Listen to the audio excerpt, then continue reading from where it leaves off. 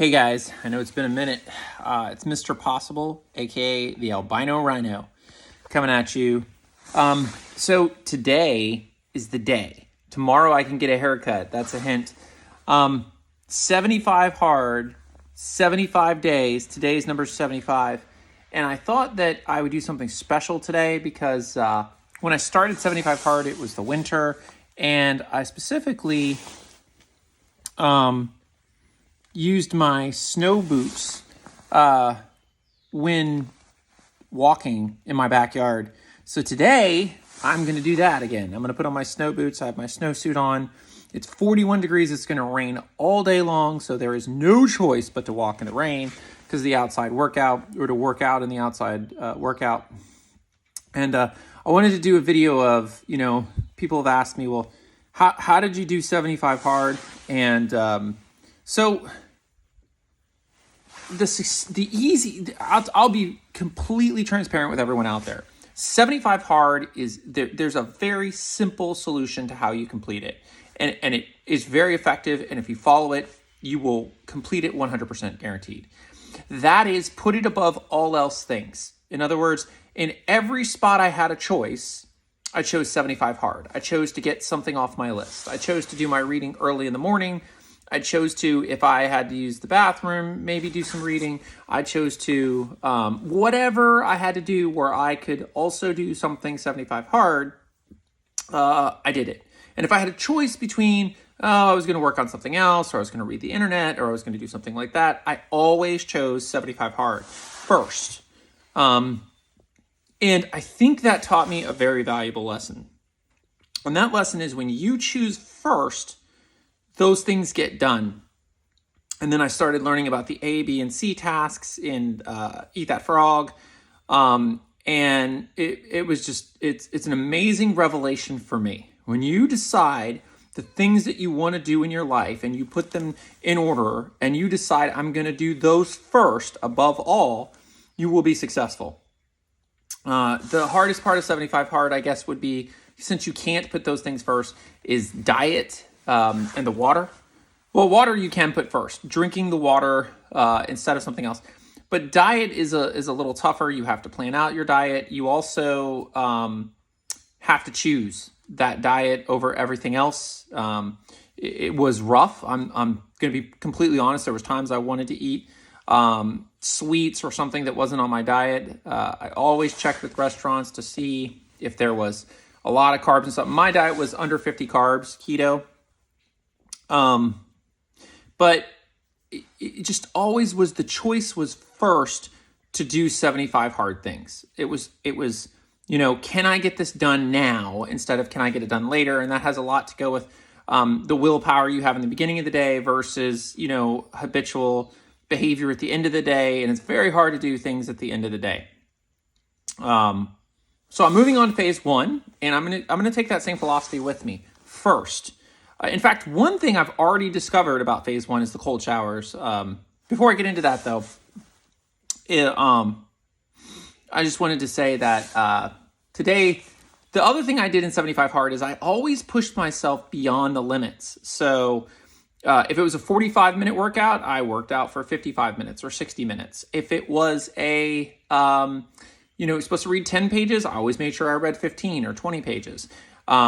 If it were, drink 128 ounces of water, I always made sure I drank 132, 140. The reason why I did this is I never wanted to be in the situation that I had accidentally done something that caused me to miss my goal. And it saved me. There was a particular situation where I was at a casino playing a poker tournament, and I knew that I had to drink 128 ounces, and I had filled...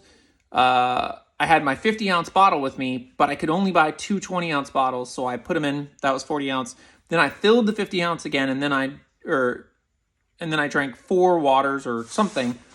And what was awesome about that was I went to a restaurant, drank another 20 ounces of water, thinking that I was way over, and I happened to only be like 4 ounces over because of that first 10 ounces. So, that really saved me. There was other times that I would read and, earlier in the day and maybe I would fall asleep. But I always made sure that I checked off 75 hard every day. The progress pick was a little bit, I tried to get that out of the way as soon as possible. Any spare moment I had, I put myself into my workout clothes so that I would remember to work out. So then I would take the progress pick. I just chose 75 hard first. There was a day in particular that I had work emergencies that I had no choice but to have my second workout at like 5 p.m.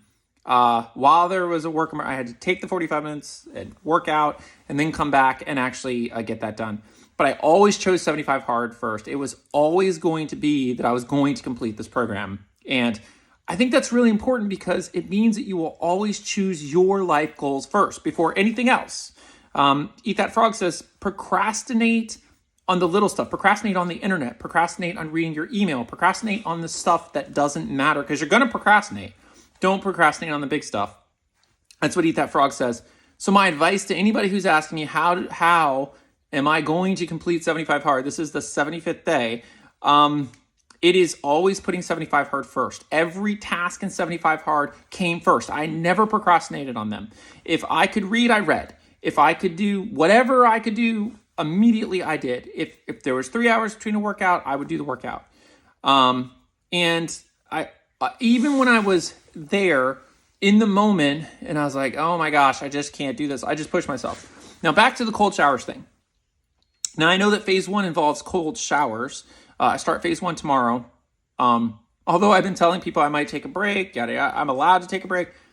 I don't think I'm going to. And I've been actually practicing cold showers for the last week. And sometimes they were brutal. And so, but what they always do very effectively is make me alert. So I've been going through these things on a daily basis where I'm tired or I feel I have a funk. And so what I'm going to do with phase 1 is anytime I feel like I'm in a funk, I'm going to take a cold shower. I'm going to take a cold shower because I know it knocks me out of that. I'm super excited about phase 1. I've already written down the 3 extra tasks that I'm going to do. And I think it's going to be hard. But I'm going to put those things first. Quick update on the license, on the name change.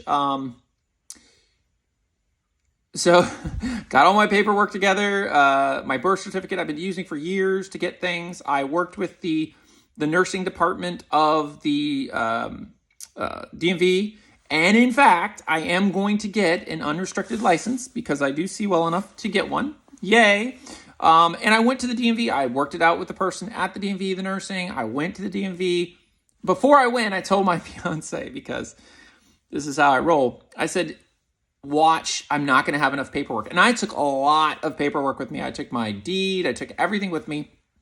But again, I don't attach myself to an outcome. So when I went there, I saw her. She was so bright. She's like, yeah, I've heard, they called ahead. We're ready, blah, blah, blah. Then she says the words to me, you don't happen to have an original copy of your birth certificate, do you? And I said, yeah, I've been using this birth certificate for everyone. And I gave it to her. And it actually says on it, authorized copy, veterans, blah, blah, blah. I was born in Hawaii, so it's from Tripler Hospital. And she goes, this is not an original. I'm like, and so I had to pause because I already knew this was going to happen because this is what happens every time you go to the DMV. There's always a reason not to be able to fulfill the request. That is my experience. I've certainly seen other people have this experience. So I said, so how would I get an official copy or an official, version, the original version? She said, oh, you would have to request one from the state of Hawaii and they would give you one and it would at least say, authorized or veterans copy, which this one clearly said. I'm still not quite sure why it wasn't good enough. So rather than argue, because it was pointless, I decided to do that. So I immediately got on my phone, I requested a copy, and I made this my first priority. So I looked at the status and it was like pending verification. They need to make sure I am who I am. And I looked at it for 2 days in a row and I was like, something's not right here. And there was a little number down there that said, call this number if you have any questions.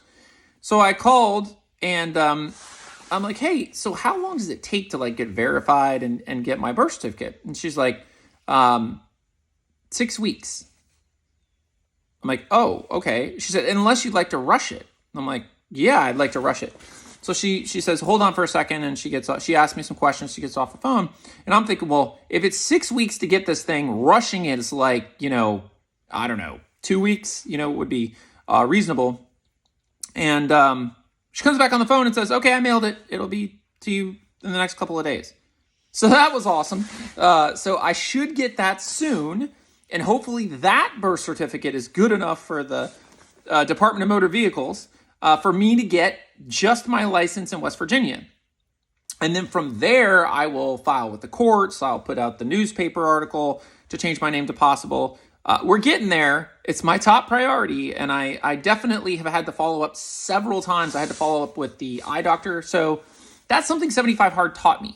What you want, put it on the top and be relentless about it, which is one of the books I read, Relentless. But be relentless about it. So I followed up with, the my eye doctor multiple times, the DMV, the nurse's DMV. I followed up over and over and over again, even though they told me they would get back to me or they would call me.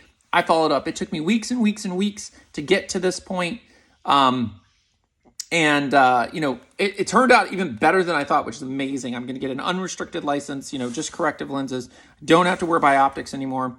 Secret, I really haven't been wearing them for, a long time, because on the recommendation of my doctor in the first place. And in fact, in West Virginia, the only reason they train you in bioptics is because they want to make sure you're safe when wearing them. And she told me, now that you have a license now you're going to have a license without bioptics, you can't wear bioptics legally. And I'm like, okay. So that's just fantastic. So the name change is going, it's happening. And then the other update is Possible Poker. It's coming. It's going to be my central focus. It will be my number one task. It is coming.